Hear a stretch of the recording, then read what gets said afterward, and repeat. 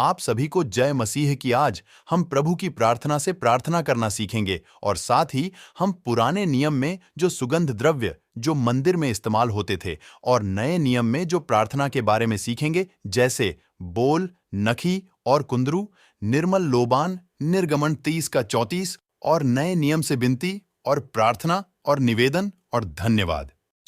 तुम इस रीति से प्रार्थना किया करो। हे हमारे पिता, तू जो स्वर्ग में है, तेरा नाम पवित्र माना जाए। मत्ती 6:9।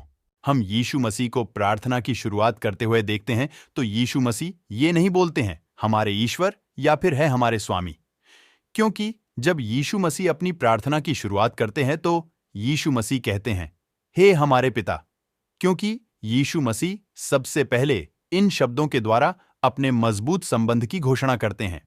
उसके बाद प्रभु यीशु मसीह बोलते हैं तू जो स्वर्ग में है। इसका मतलब जैसे बहुत लोग विश्वास करते हैं कि उनका परमेश्वर मूर्तियों में है या फिर किसी और चीज में, लेकिन जब हम प्रार्थना करते हैं तो हमें यह विश्वास होना चाहिए कि हमारी सुनने वाला हमारा परमेश्वर स्वर्ग में है। जब हम कहते हैं तेरा नाम पवित्र माना जाए तो हम पिता को महिमा देते हैं। तो हम अपनी प्रार्थना में पहले पिता को महिमा दे, तेरा राज्य आए, तेरी इच्छा जैसी स्वर्ग में पूरी होती है वैसे पृथ्वी पर भी हो। मत्ती 6:10। इन शब्दों के द्वारा हम परमेश्वर के राज्य की बढ़ोतरी के लिए प्रार्थना करते हैं कि पूरी पृथ्वी पर उनका राज्य बढ़ता जाए है। और परमेश्वर की इच्छा के अनुसार प्रार्थना करना या वचन के आधार पर प्रार्थना करना। हमारी दिन भर की रोटी आज हमें दे, इसका मतलब हमारी जरूरतों को भी हम प्रार्थना में रख सकते हैं। और जिस प्रकार हमने अपने अपराधियों को क्षमा किया है, वैसे ही तू भी हमारे अपराधों को क्षमा कर। हमें क्षमा देना है और क्षमा लेना भी है। और हमें परीक्षा में न ला, परंतु बुराई से बचा। प्रार्थना करें कि परीक्षा में ना पड़े और बुराई से बचे रहे। राज्य और पराक्रम और महिमा सदा तेरे ही हैं।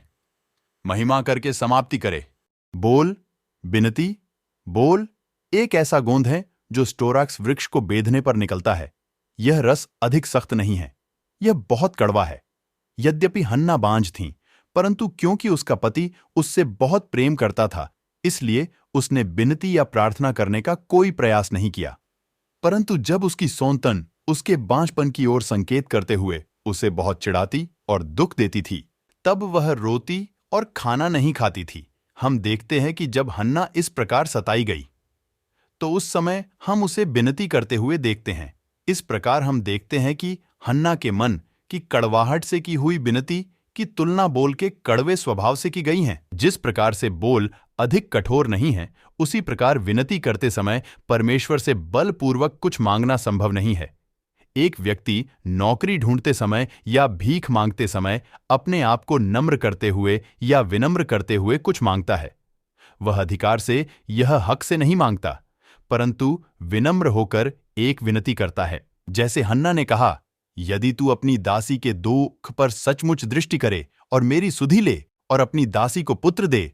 हमारे जीवन में भी जब हम कोई घटी, कष्ट, निंदा और तलवार के समान चुभने वाले शब्दों जैसे कहीं कड़वे अनुभव का सामना करते हैं, तो हमें हियाव छोड़े बिना विनती करना चाहिए, क्योंकि परमेश्वर हमारे जीवन में कड़वाहट और दुख या अन्य बातों की अनुमति इसलिए देता है कि हम परमेश्वर से विनती करने के अनुभव में बढ़ते जाएं।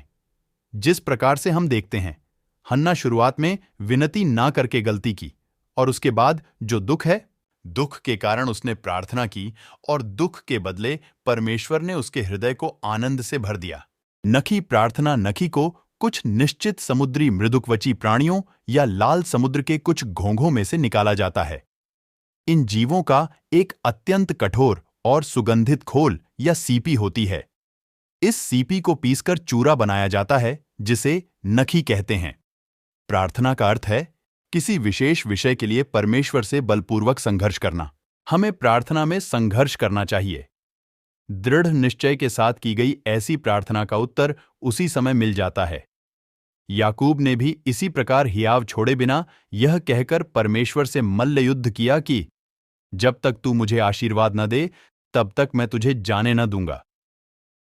उत्पत्ति 32 का 26। उसने अधिकारपूर्ण दावे के साथ प्रार्थना में लगातार संघर्ष किया और तुरंत आशीष को प्राप्त किया। इसलिए प्रार्थना रूपी इस दूसरे पहलू में हमें अधिकार और हक के दावे के साथ सच्चाई से संघर्ष करना चाहिए। ऐसी संघर्ष भरी प्रार्थना के लिए अनेक रुकावटें आती हैं। इसलिए एक परमेश्वर का भक्त इस प्रकार कहता है कि जब प्रार्थना करना कठिन लगे तभी संघर्ष करके प्रार्थना करना चाहिए। दानियेल के जीवन में इस अनुभव को हम देखते हैं। दानियेल 6:10।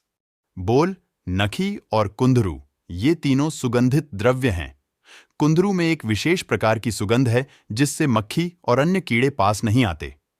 जब इसे सुगंधित धूप के साथ मिलाया जाता है तो इसकी गंध से मक्खियां सुगंधित धूप के पास नहीं आती और इस प्रकार वह उसकी सुरक्षा करता है। जैसे कि पहला तीमुथियुस 2:1 में वर्णन किया गया है, यह कुंदरू प्रार्थना के तीसरे पहलू निवेदन को दर्शाता है। निवेदन का अर्थ है कि एक व्यक्ति दूसरे व्यक्ति के लिए किसी और से कुछ लेता है। जब अय्यूब ने अपने मित्रों की मूर्खतापूर्ण है बातों के लिए निवेदन किया तो परमेश्वर ने उसके निवेदन को स्वीकार किया और उनकी मूर्खता के अनुसार उनसे बर्ताव नहीं किया। उसने अय्यूब के सारे दुखों को भी दूर कर दिया।